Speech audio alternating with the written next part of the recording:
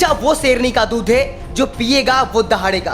और इस स्लोगन का जीता जागता प्रमाण आप इस तस्वीर में देख सकते हैं। इस तस्वीर में आप देख सकते हैं कि किस तरह से एक महिला एक मेट्रो में नीचे बैठी हुई है और कुछ बुद्धिजीवी इंसान सीट पर बैठे हुए हैं। अब आप सोच रहे होंगे कि इसमें अलग क्या बात है।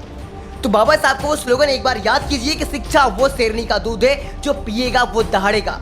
इस तस्वीर में आपको शिक्षा का महत्व देखने को साफ साफ नजर आ रहा है। आप देख सकते हैं कि इस सीट पर ऊपर लिखा हुआ है कि ये महिलाओं के लिए आरक्षित सीट है, लेकिन ये महिला पढ़ी लिखी नहीं है, अपना अधिकार नहीं जानती है, इसी कारण ये महिला नीचे बैठी हुई है। जरा सोचिए, ये महिला पढ़ी लिखी होती, अपने अधिकार को जानती, तो क्या ये महिला नीचे बैठी होती?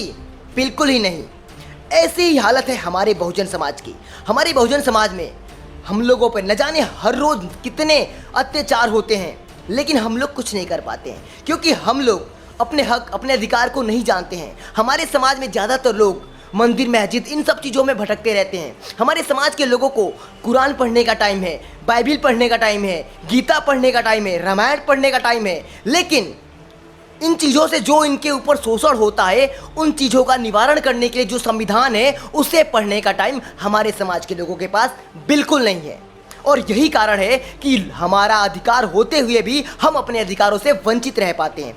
जिस तरह से इस तस्वीर में आप देख सकते हैं कि ये महिला आरक्षित सीट होते हुए भी जमीन पर बैठी है क्योंकि अपना अधिकार नहीं जानती। ठीक इसी प्रकार हमारे समाज के लोग अपना अधिकार नहीं जानते हैं और ये तिलकधारी चुटियाधारी लोग जिस तरह से इस वीडियो में ये बाबा बैठा हुआ है, ऐसे ही तिलकधारी लोग हमारे हक अधिकारों पर कुंडली मार के बैठे हुए हैं और हम अपने हक अधिकार को पढ़े ही नहीं हैं, जानते ही नहीं हैं। आपको लगता होगा कि ये महिला अनपढ़ है, इस वजह से ये महिला वो हो रही है। भाई, हमारे समाज के लोग पढ़े लिखे होकर भी अनपढ़ों से गए गुजरे हैं। हमारे समाज के लोग तो पढ़ना जानते हैं। चलो मानते हैं ये महिला गांव से होगी, गांव से आई है, पहली बार मेट्रो में बैठी है, इसको ये बातें नहीं पता है, लेकिन हमारे समाज के लोग तो पढ़े लिख कर बड़े बड़े पोस्ट पर जाकर भी घंटा बजाते हैं। उनका ज्ञान कहाँ चला जाता है? बाबा साहब ने कहा था कि तमाम डिग्रियां हासिल कर लो, कोई महत्व नहीं है। जब तक आप अपने दुश्मन को नहीं पहचानते हो तब तक आपके ज्ञान का कोई महत्व नहीं है। अब ध्यान से इन दोनों बुद्धिजीवों को देख लीजिए। इनको ये बात अच्छे से पता है कि ये सीट महिला की है और इन्हें साफ सीधा दिख रहा है कि एक महिला इनके सीट के नीचे बैठी हुई है। इन्हें इस सीट को छोड़ देना चाहिए, लेकिन इन्हें पता है कि ये महिला अनपढ़ है, अशिक्षित है, अपना अधिकार नहीं जानती है। इसी वजह से ये लोग उस महिला के सामने उसके सीट पर बैठे हुए हैं। ठीक यही कहानी हमारे समाज के लोगों पर है।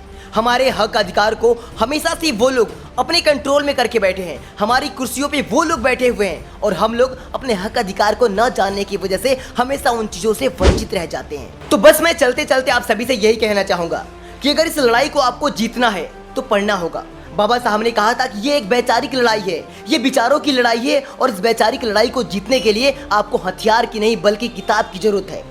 अगर इस लड़ाई को आपको जीतना है तो बाबा साहब की किताबें आपको पढ़नी होगी। जब तक आप पढ़ेंगे नहीं तब तक आप इन मनवादियों से लड़ेंगे नहीं। अगर हमारी वीडियो ये आपको अच्छी लगी हो तो इस वीडियो को ज़्यादा से ज़्यादा शेयर करें ताकि और भी लोग इन बातों को समझ सकें। मिलेंगे आपसे अगली वीडियो में, तब तक के लिए आपसे विदा लेते हैं।